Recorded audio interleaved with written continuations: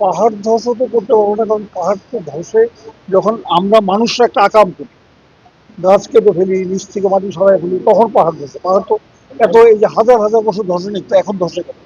এখন প্রকৃতির উপরে মানুষ হাত দিচ্ছে, হাত দিয়ে প্রকৃতি হচ্ছে। তো তারপরেও এগুলি একটা বড় চ্যালেঞ্জ আমাদের জন্য।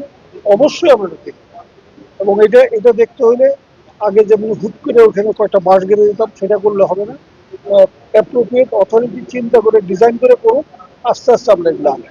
আর সেই সঙ্গে আমাদের জনগণকে, আমাদেরকে সচেতন হতে হবে, আমরা যেন পরিবেশ নষ্ট না করি। পরিবেশ নষ্ট না হলে কোনো কিছু হবে না। কোনো ক্যালামিটি হবে না, সব ভালো থাকবে। আমাদের মিনিস্ট্রি অনেক জায়গা আছে, মহাদের জায়গা আছে, আমরা লাগলে ওখানে তাদেরকে নিয়ে যাবো।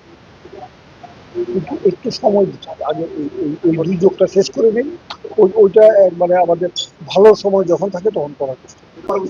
একটা কথা হলো, ত্রাণ তাদের খাবার দাবার যতদিন লাগে দিবে, 3 মাস লাগে 3 মাস। আর ওই তাদেরকে রিহ্যাবিলিট করার জন্য, পুনর্বাসন করার জন্য আমরা চেষ্টা করবো। গরু ছাগল দিতে হলে দিব, ঘর বাড়ি বানানোর জন্য দিয়ে মানে টিন এগুলি দিব।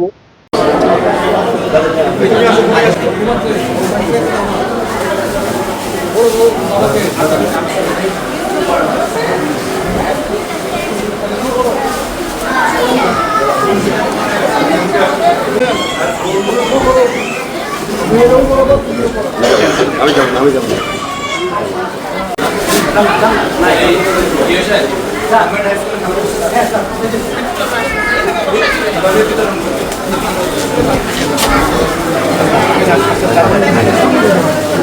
কি করে